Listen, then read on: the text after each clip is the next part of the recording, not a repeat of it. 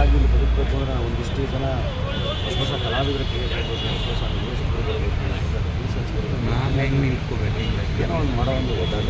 ನಮಗೊಂದು ಸಿನಿಮಾ ನಡೀತಾ ಇದೆ, ವಿದ್ಯಾಪತಿ ಇನ್ನೊಂದು ಸಿನಿಮಾ ಇನ್ನೂ ನೈಟ್ ಆಗಿದೆ, ಶೂಟಿಂಗ್ ನಡೀತಾ ಇದೆ. ಕಂಟಿನ್ಯೂಸ್ ಆಗಿ ಕೆಲಸ ಮಾಡಬೇಕು. It's okay. ಇನ್ನೂ ಕಂಟಿನ್ಯೂಸ್ ಆಗಿ ಎಲ್ಲವನ್ನೂ ಗೆದ್ದಿರೋವಂಥವ್ರು ಯಾರೂ ಇಲ್ಲ, ಯಾವ ಸ್ಟಾರ್ಗಳು ಇಲ್ಲ. ಸೋಲು ಇರುತ್ತೆ, ಗೆಲುವು ಇರುತ್ತೆ. ಖಂಡಿತ ಚೆನ್ನಾಗಿದ್ದಾಗ ಚೆನ್ನಾಗಿ ಗೆಲ್ಲಿಸ್ತಾರೆ.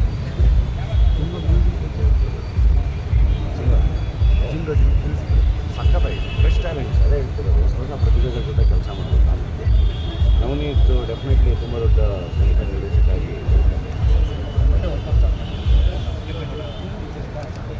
ಜನರಲ್ಲಾಗಿ ಫಿಟ್ಟಾಗಿರ್ಬೇಕು. ಪ್ರೇಕ್ಷಕರಿಗೆ ಏನಾಗುತ್ತೆ, ಕಲಾವಿದರಾಗಿ ನಾವು ಪಾತ್ರಗಳಿಗೋಸ್ಕರ ಕೆಲವು ಸರಿ ಚೇಂಜ್ ಮಾಡ್ಬೋದು, ತಪ್ಪಾಗೋದು, ಅದು ನಿಲ್ಲಿಸೋದು.